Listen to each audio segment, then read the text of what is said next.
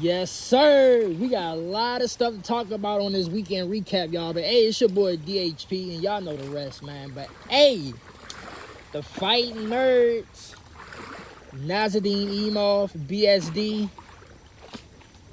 and weight cutting issues. Now, before I get to Nazadine and the fighting nerds, this might be a long video, but we gonna get into this weight cutting because I gotta readdress the video I made like 2 months ago about weight cutting. So obviously we had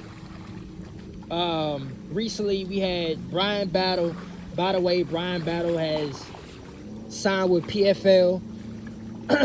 He did dirty boxing over the weekend, over this past weekend or whatever. Not this weekend, but last weekend. Now he signed with the PFL, so you're gonna see him back in the MMA scene just with the PFL. But you know, with Brian Battle, with his stuff, now you got Lucine Keita coming over, and he missed weight, whatever. And I think the UFC ended up releasing him, so now he's back over to where he's at, I believe. But it goes back to what we was witnessing with Macy Barber. When Macy Barber, she was having problems with her weight for that Aaron Blanchfield fight, and then she ended up having a seizure or whatever. And Aaron, she has every right to feel how she feels, because to put myself in her perspective or her shoes, you do all that work, right, to cut weight, make sure your weight is on point, you draining your own body, you putting in the work to get yourself right, only for your opponent just to bail out like that. And you know, it's a tightrope. Just to speak on Macy Barber and the Blanchfield thing, it's a tightrope because at the end of the day, she suffered a seizure. So it's kind of like the human side of it is kind of like, that's a, you know, you feel some type of way just because it's like, well, damn, she could have died for real. And honestly, I didn't do real research on it. I will. But just off my knowledge and what I've been seeing the past decade and a half, I would believe the sport of MMA has more deaths in weight cutting than boxing do. And the reason why, just because boxing has so many weight classes and divisions you could go into, it's not that much of a weight cut or weight gain, like going up and going down.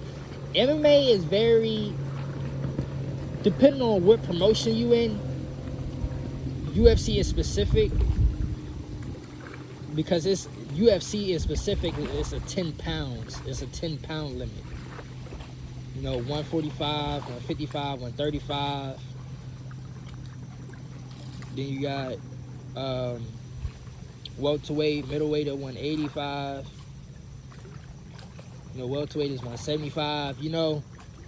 So it's like a 10 pound advantage, right?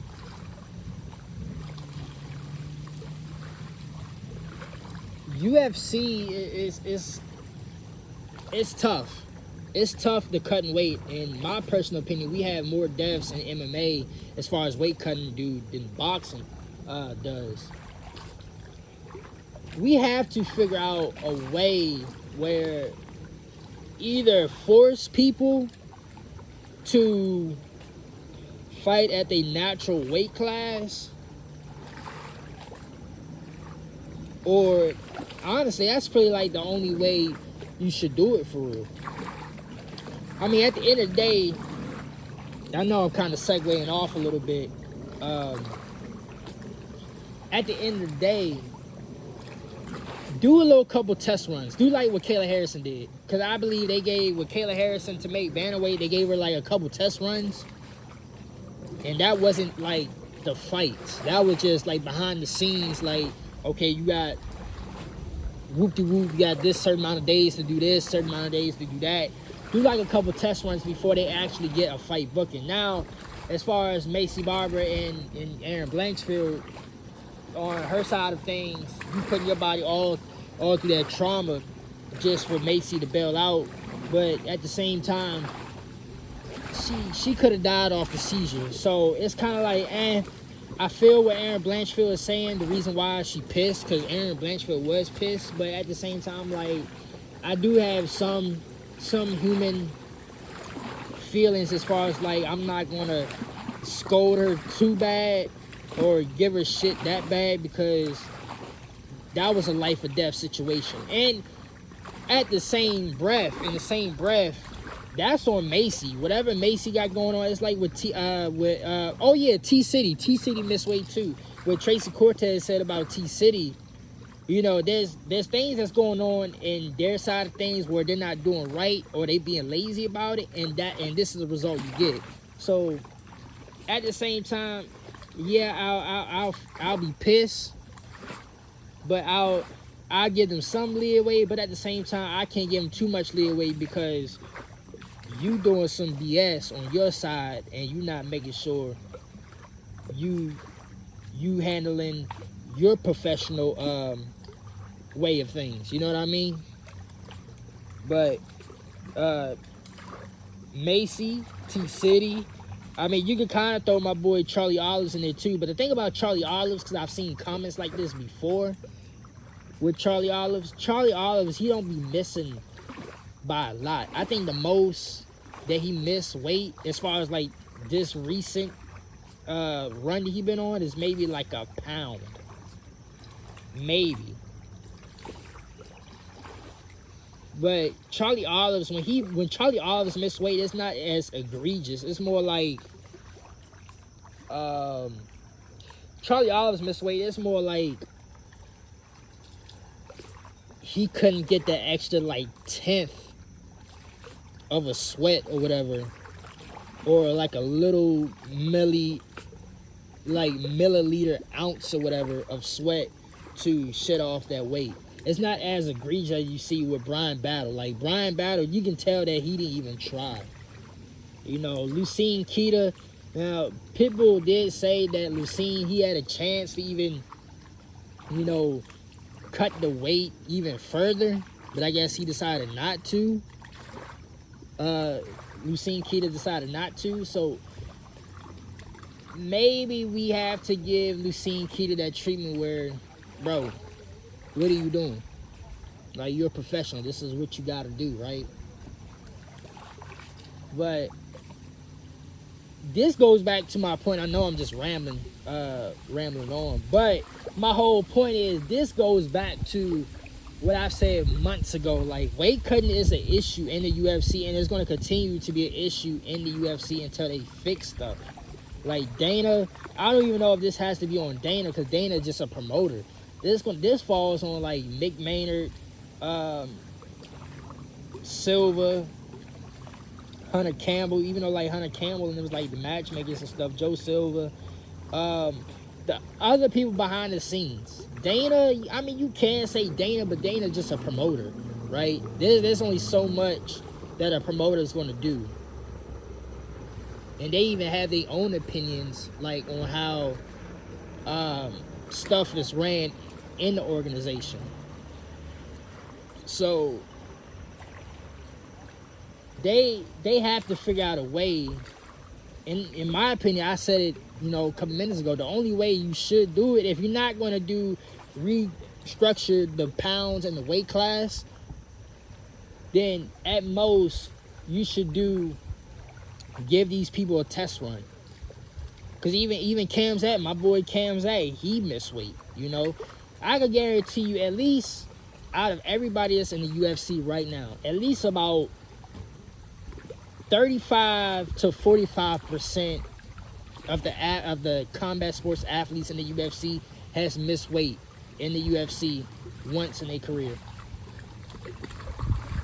And for the amount of people in the UFC right now, and there's like thousands of fighters in the UFC, from main stars to journeymans to up-and-coming contenders to raw prospects. There's 1,000 fighters in the UFC. That is a huge number. 35 to 45%, that's a huge number. And the reason why is because And it's partially on the fighters. They're trying to be weight bullies, right? As Kobe Covington, I might touch on that too. Kobe trying to pick a fight with Patty because Kobe's saying Patty is a weight bully, which he is. Like, honestly, everybody's a weight. Majority of the fighters today are weight bullies. There's only like quite a few that are not weight bullies. But these guys, UFC, they need to implement a system where they give these guys a test run. Like, okay, if you want to be a weight bully, right? Like, let's just say Topuria. Like, Topuria is a weight bully at 145. And honestly, and Topuria is smart enough to realize, like, look, I only could do this for so long. Which is why he wanted to go up to lightweight at 155 because it's an easier cut for him. But he's smart enough to realize, like, look, I can do 145, but I can't do it for the lengths that's going to extend my career, right? Pretty much everybody has done that. That's the point. He's a smart one. Conor McGregor, we can say a lot of things about Conor, but Conor was smart enough not to go back to featherweight. Because we all seen the viral pics of Conor after weigh-ins and the ceremonial weigh-ins at featherweight during his featherweight run. Conor looked so damn sick and looked like a skeleton. Like, it's crazy looking back on Conor now, like how Conor is now out of the octagon, and then, you know, him even coming back the past couple years fighting at welterweight, because his last couple fights coming back was at welterweight. Like, his last lightweight fight was Khabib. But looking at Conor now, it's crazy to think that he was at featherweight. You know, but also it depends on everybody's body, because if you look at Volk was a rugby player, and he was a heavy rugby player. I think they said he weighed, at one point, Volk was like light heavyweight range as far as like his weight, and now he slimmed himself down tremendously to a featherweight, which I don't understand how Volk do featherweight, but it's weight cutting is like a big overall big picture issue that we can go on hours and hours about, because there's so many variety of things on what's going on with weight cutting MMA. I feel like boxers and boxing as a sport is more methodical and smart about their weight cutting more than MMA. And we need to do a better job at it, because now we starting to see these top ranked fighters and the marquee matchups that we can have not get made at all because somebody missed weight.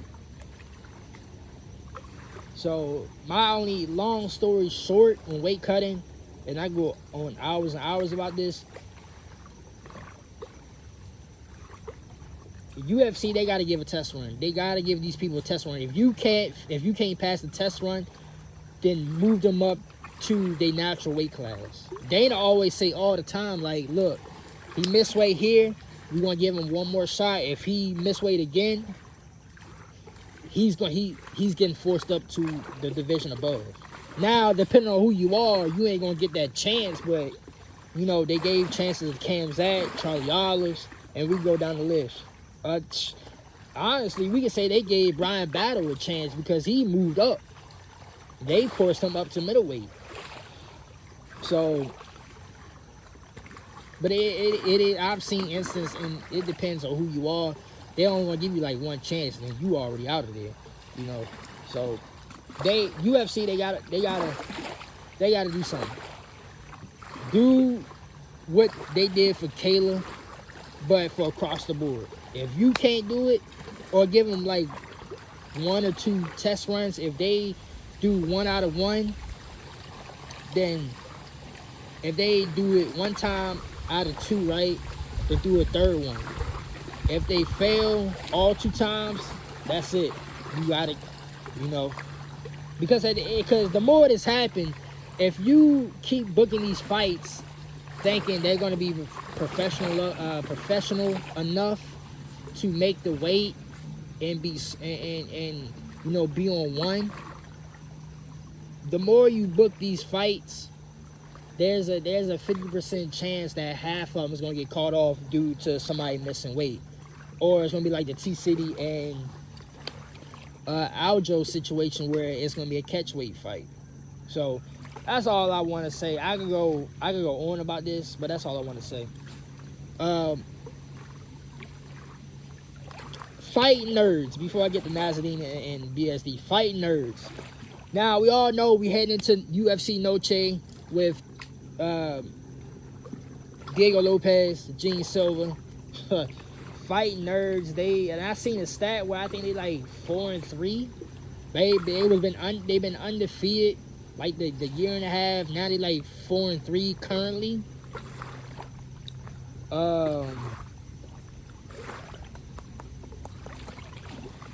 They gonna have to get it together. Now I still rock with the fight nerds, best believe, because they all of them is tremendous. They have tremendous talent. Gene Silva, Carlos Paredes, Caio Borrello. Then you had the women's fighter. But they gonna have to regroup. And we seen this all through MMA where one established gym, they've been dominating the scene, and then all of a sudden they just fall off. Not fall off, or they take a setback in the road. You know, AKA at one point was on top of the world, and then little by little, year by year, division by division, they was fading out. You know, Luke Rockhold, DC. You know, when DC lost against Stipe and Cain Velasquez, he wasn't the same. And then, you know, he started to fight the guys that was on the come up for the next generation, and he was starting to get pieced up. Khabib was really like the only one that was in that group that was really excelling was like, you know, Khabib and them. Even though Khabib wasn't really, Khabib had his own joints, but you had, you know, Luke Rockhold, DC, Cain Velasquez, all them boys.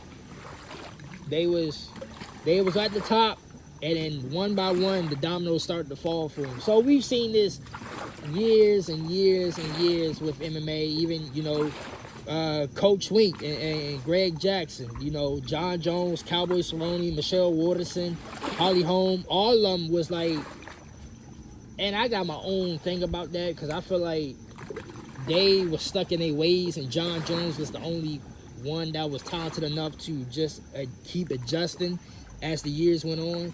But all of them was at the top at one time, even though John Jones was in and out due to his, you know, out of competition legal battles and his inner demons. But at one time, all of them was at the top. And, you know, one by one, the dominoes started to fall for them, and the only one that was standing was John Jones. And that's because he's a natural born given talent for the sport of MMA, but also he was smart enough, IQ wise, to adjust to how the sport was moving. As we all know, Sports Evolution 101, as the sport goes on through the years, there's an evolution shift in the way the sport is represented and the style that the sport brings. And John was the only one that was able to adapt to it each and every time.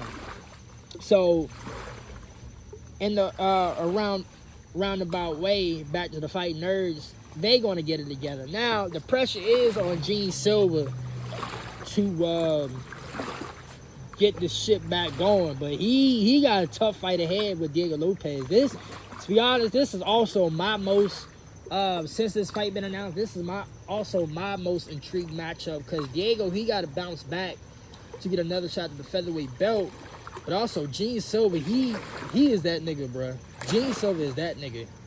And with everything going on with his teammates, with Carlos is back in the W column, but, you know, Caio Borrello, because Carlos lost to Ian Gary, now he's back in the W column. But Carlos, KO, and then Mauricio Rufy, get submitted like that against BSD, Gene Silver, he gonna have to show up, and he's gonna have to show up big. You know, so really,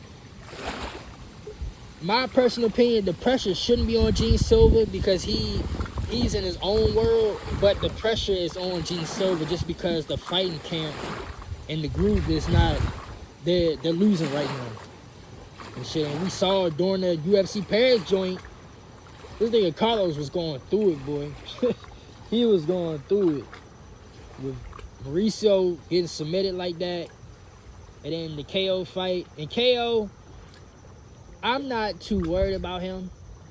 It's Mauricio Rufy. The one I wouldn't say really worried, but the one I got the most worries about is Mauricio. Just because the nigga Mauricio, he got it all. He really do got it all, but it's like the Conor effect with Mauricio in a way with if he's going against an extreme grappler, I don't think Mauricio can really mess with somebody like that. You know, think about, and you know, he talked shit to Topuria. Ilya Topuria didn't respond back to him. Islam Makhachev said something about Mauricio Rufy, but if you really think about it, Islam come back to lightweight. Topuria, he would beat Mauricio Rufy because people forget Topuria, he can wrestle. And the thing about Topuria is that he even said that wrestling is he's still improving his wrestling. And he's more methodical wrestler and grappler. So you still got Topuria, he can go to the wrestling side, and I feel like he can strike with Mauricio Rufy. But then you got somebody like Islam, if he comes back, my man's is a grappler. Then you got Armin Sayukin, he's a grappler. He trains with Cam Zet. Then you got Mateusz Gamrot. Now, Mateusz Gamrot, honestly, out of everybody I said so far, he's probably going to get matched up against Mateusz Gamrot later down the road, because I feel like the way the rankings is, Mateusz is going to fall in line. If Mauricio was to bounce back and get back to the W column, get like another two to three wins, I think Mateusz Gamrot will fall right back in line, and he'll fall right into the line of sight for Mauricio. Now, I'm going to say this because I think Mauricio can beat Mateusz Gamrot, but Mateusz, based on what we've seen against BSD, Mateusz would beat he would beat Mauricio Rufy. But there's things about Mateusz Gamrot where I feel like Mauricio can beat him. You know.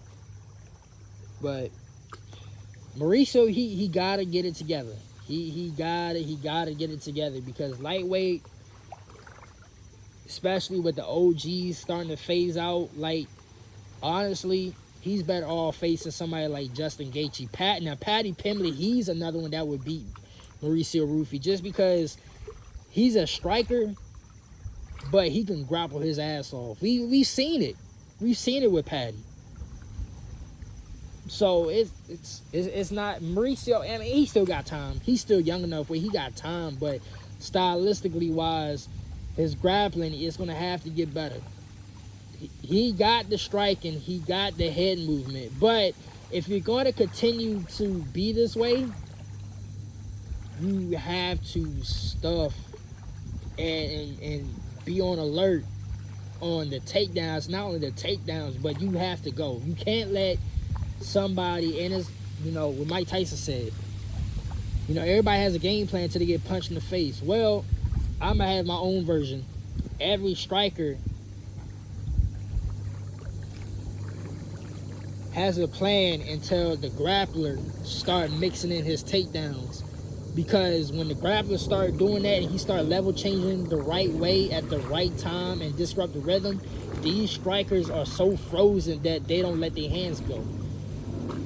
You know, and that was one of the things where I liked about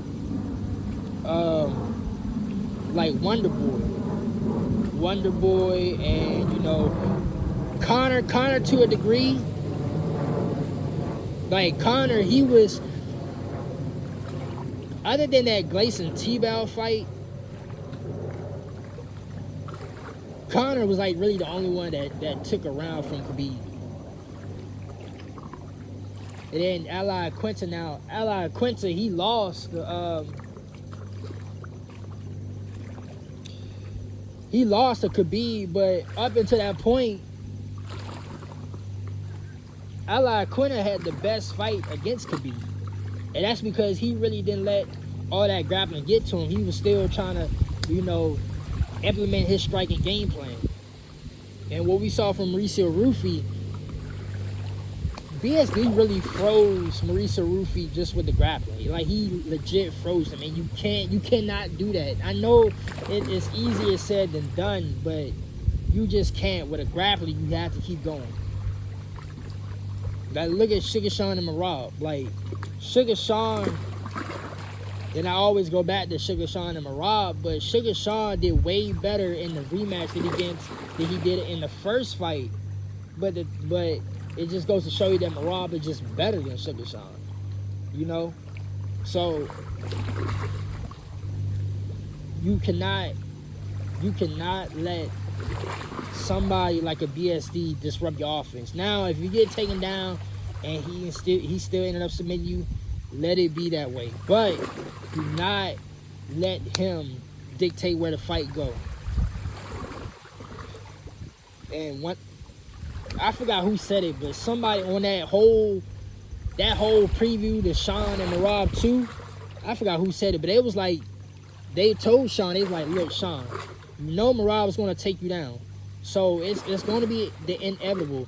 Let your hands go. If you let your hands go, you could disrupt Marab's timing on taking you down type shit. You know what I mean? So it's like, don't let him, you know what he's going to do. Just let your hands go and just implement your game plan. But that's really it from Mauricio Rufy. He just, take this loss, learn from it, and just adjust. Same thing I said about Bo Nickel against RDR. Learn from this loss and adjust accordingly. And Caio Borrello, I'm not really too worried about Caio Borrello. It's just stylistically, I thought that Nazzadine would be too much for Caio. And it was a good back and forth technical chess match, but Nazzadine had that little extra where Caio wasn't really ready for it, and Nazzadine brought it to him. So I'm not really worried Caio Borrello, but Fight Nerds overall, they got a reality, like I said on the review, they got a reality check. So we gonna see how they gonna bounce back from here. Now on to Nazzadine and BSD. BSD, if he's fighting like this, and I seen a comment where it was like, well, I mean, why y'all surprised that BSD beat Mauricio Rufy when he was beating Dustin Poirier the same way? It just, Dustin Poirier just caught him and TKO'd him. Honestly, he kind of right, but he's really not, because BSD made like critical mistakes against somebody like Dustin Poirier. And Dustin Poirier, it was like a back and forth. Like, it wasn't really an all-out, ass whooping, and then Dustin Poirier just timed the right counterpunch type. You know what I mean? Like, it was a back and forth dog fight. So that part I disagree with him. But BSD did hold his own against Dustin Poirier. It just, he made those mistakes that you can't do against a veteran like Dustin Poirier. But if BSD gonna keep fighting like this, I mean, why not? Why not BSD can't get inside that top 5? This was, like I said in the review, this was the BSD I was looking for against Anento Moicano. He just didn't show up. Now, there is some styles that, and there is some guys I still think that would beat BSD. Like Armisai, when you get into that inner rankings, like Armisai Yukin, obviously Topuria, even Charlie Olives.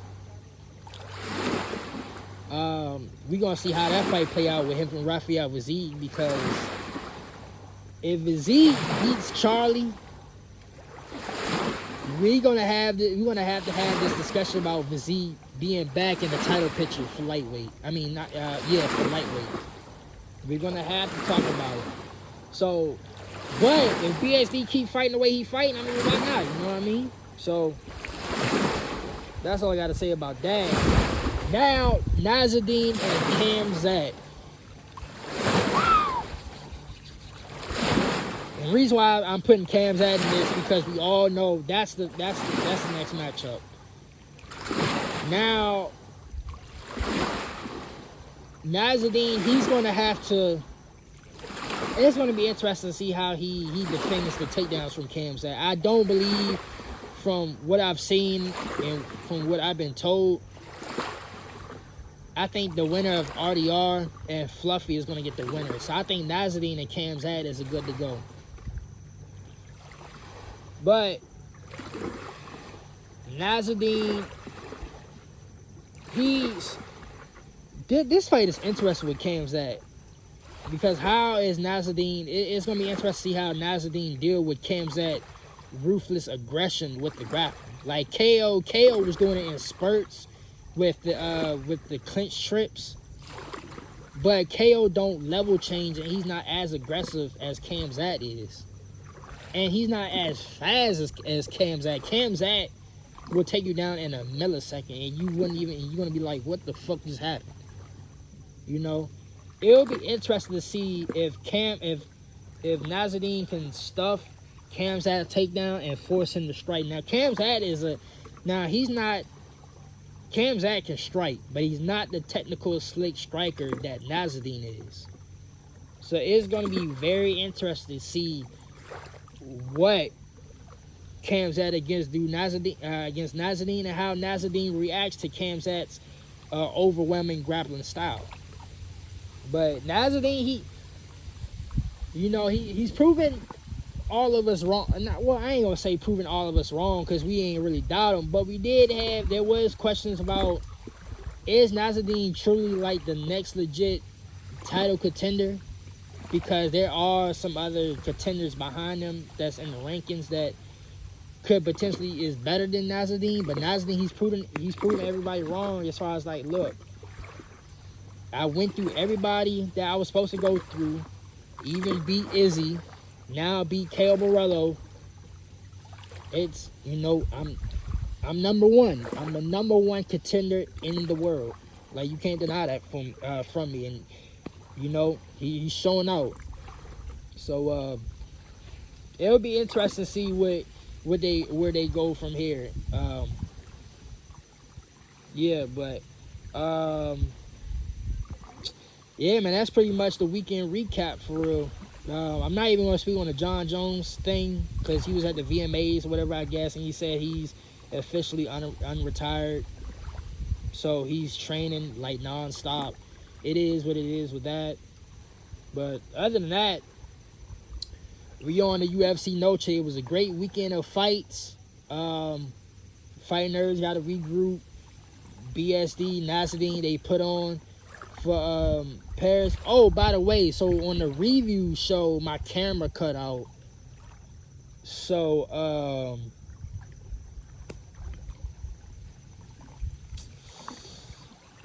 I did talk about Axel Sola. Paris, they got some good prospects coming up through the ranks. I'm very interested to see. Also, William Gomes, if he keeps improving, he could be a player at featherweight if he keeps improving. Then you got Axel Sola. Paris, they got some prospects through the ranks. I'm interested to see how their careers turn out as they progress, But, yeah, man, that's the weekend recap. Another good week of fights. It's on the UFC Noche. I got another video dropping either tomorrow or Wednesday. I don't know when I'm going to do it, but it's either going to be tomorrow or Wednesday. But, yeah, man, until my next video, I'll holler at y'all niggas later, man.